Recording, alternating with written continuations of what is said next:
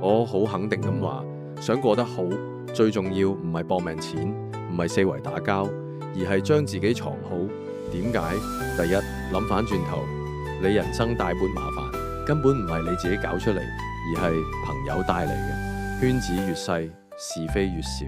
第二，人性就係咁，冇人會妒忌貝佐斯，但你買咗部靚車，搬咗間大屋，身邊人可能即刻心入面唔舒服。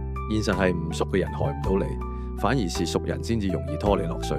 所以無論你過得好唔好，人問起一句普普通通啦就得，過得差冇人真幫你，過得太好反而招人眼紅。等你真係有餘力先至去幫人，依家未到呢個位就先顧好自己。坦白講，好多男人一世就係俾酒肉朋友搞爛晒，朋友少啲，日子反而順。最怕就係成堆所謂兄弟幫唔到手，你仲要日日留面。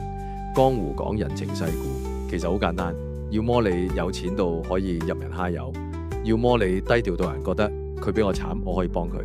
如果你唔想做 ATM， 咁就算裝都要裝成後者，袋入面有，腦入面有就夠晒數，唔使向邊個證明。